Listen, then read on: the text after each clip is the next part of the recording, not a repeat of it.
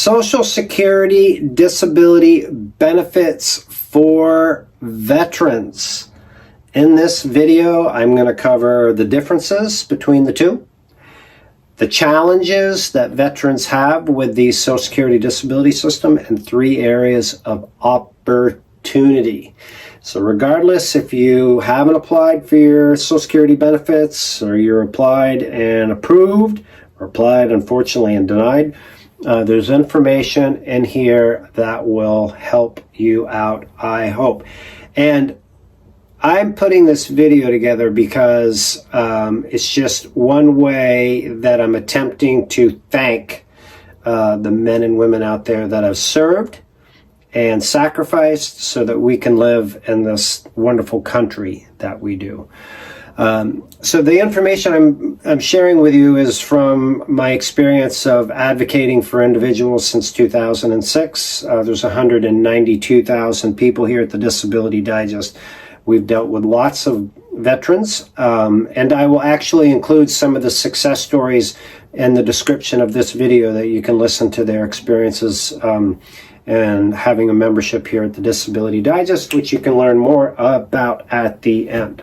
All right, so I'm going to cover the differences in the 2 different types of benefits, the VA system and Social Security, the challenges that veterans face in getting their Social Security disability benefits approved, and then 3 areas of opportunity. That's what I have in store for you. So first of all, the differences. VA has a rating system. I don't need to tell you this, I expect, but the like the 10% for tinnitus and the 40% for degenerative disc disease, and then the 20% for depression is cumulative, and that's how they work. And when you get to 100, then you're at the max, and then there's 100% P&T. So it's percentage based. Social Security, not that way. Social Security is either you can work or you cannot work. That's the very general concept of it. And if you're over 50, then it could be, can you do the prior type of work that you've done? But if it's under 50, you need to prove like that you can't do any job in the U.S., right? So that's the difference between the two. Now, if you have a rating, a VA rating, it is helpful, but it's not going to be a slam dunk if you're 100% that you're going to get approved for your disability benefits. But one thing that they do with those that have a 100% rating is they have an expedite. Social Security has an expedite process. That means that they'll make a decision faster, or they're supposed to, on your Social Security disability application. So if you are applying and you're 100%, make sure you have your letter in your file and that you are prepared to act quick. Ideally, you're prepared to understand what you need to prove before you go into the process and start it, because if it goes quick and you don't have the right information and evidence in there, it's not going to be favorable for you, or could be unfavorable. All right, so that is the difference. Here is the challenges that veterans have in getting approved for disability. Number 1 is veterans that have higher ratings seem to have a higher degree of difficulty getting approved. And the theory that I have, based on others that do this work in helping veterans get approved, is that the size of the medical evidence and the massive amount of information that's in the file can be looked at 2 ways. It can be looked at, oh, listen, I have all this evidence. But if you have an examiner at Social Security that's new, that's inexperienced, and has a massive file and doesn't know where to find things, then that makes it difficult. And they're in the business of denying claims. So just the sheer volume could be an issue. The next is the communication of limitations. And combat veterans are taught to play hurt. And what that typically means in the disability approval world is that the level of pain that you may be experiencing, you might say it's a 4, but a civilian might say it's a 9, right? So, and that's just how you're trained. So that there, it's difficult for Social Security to see that you have conditions, but the limitations aren't that severe. Other challenge is the treatment at the VA. Oftentimes there's different doctors and they don't understand you, so they don't communicate your condition well in the medical records. So there's another medical record issue. And the last one is if you have to go to a Social Security disability hearing in front of a judge, a lot of the judges are veterans. And a lot of them have high ratings, even 100%. And they're out there doing it, and they look at a veteran that comes through and they say, listen, I'm working. You should be able to work. You might think that's crazy. I actually do, but it's the real deal, and it's unfortunate. These can all be addressed, and we've gone through separate videos about what to do for each one of those different situations and how you can get around it. So don't be discouraged. I'm just sharing with you that is the issue. Now, for those of you that are approved, definitely maintaining your treatment and communicating your limitations, following the other information that we have, is just really good disability insurance. So I encourage you to stay tuned for more information on this channel and your membership. If you don't have one, again, I'll share with you how you can get one at the end. Okay. Next is I want to talk about 3 areas of opportunity for veterans to improve their position on their benefits.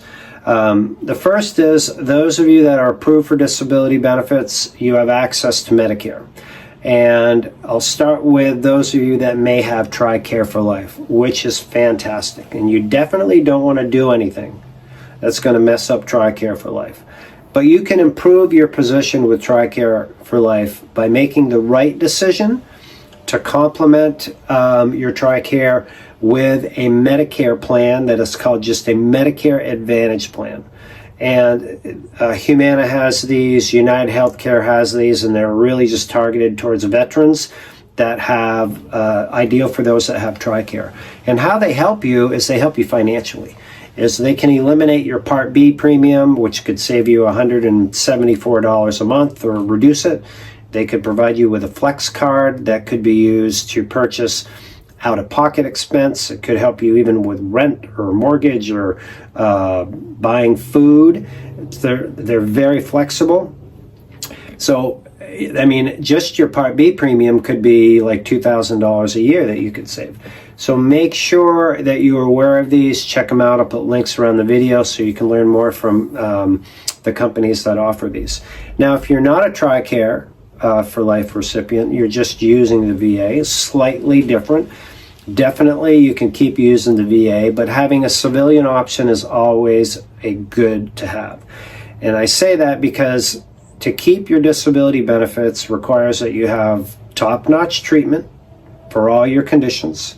And if you can't get properly treated at the VA, you could use a civilian option, and you could get some of those prior benefits that I mentioned as well, right? But you would need, if you're not on TRICARE for Life, you would need a Medicare Advantage plan that also has a prescription drug plan. Both of these plans have 0 premium, so you're just really picking up extra benefits. One thing that I would advise against strongly, and it's like other video that we've covered it, is opting out of Part B. I just want to make sure I'm clear. Do not opt out of Part B. You know, you might think you're saving money on the short term. Conceptually, yeah, you are, but long term, it's devastating for a variety of reasons that, you know, you can follow other videos or contact us, but please, please, please speak to somebody before you take a drastic step like that. Okay, next is, so that's one. Make sure you're aligned with the right coverage that you have. And the next opportunity is to review it annually, because what is available this year is good for a year, and these plans get better every year. And it could be that you have a Part B premium reduction of $150 a month this year, but that plan changes for next year, and it could only be $100. But you could move on to another plan where you could get the $150 or more back. So every September, early October, they send out a notice of change. Just mark it on your calendar. You can follow our information. We teach you how to do it. If you don't have an agent to do it, then we can teach you how to do it. It's pretty easy to do, but it's just a few hours a year that is time well spent to make sure that you are properly covered. Next is working.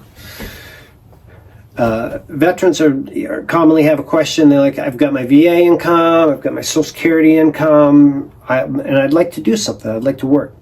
So I'm going to speak to the Social Security disability piece, that you can work and keep your benefits. There's an income limit, $1,110 a month.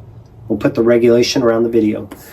If you exceed that, then you start to get into, area where they are going to scrutinize you that you're going back to work. But if you stay below that, like in the $800 range, you can do that every month with no problems. And I think it's actually really, really good for people to do that. It gives a lot of people a sense of purpose, something to do. It's likely you've accumulated some amazing skills that could be utilized somewhere else.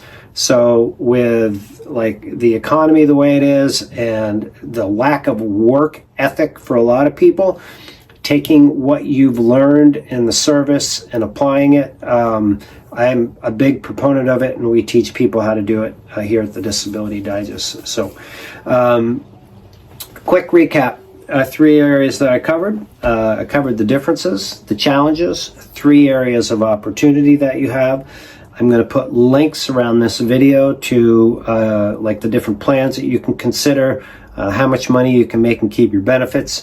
One other way that we can help you is we certainly thank you for watching this video, and I hope that you found some value in this.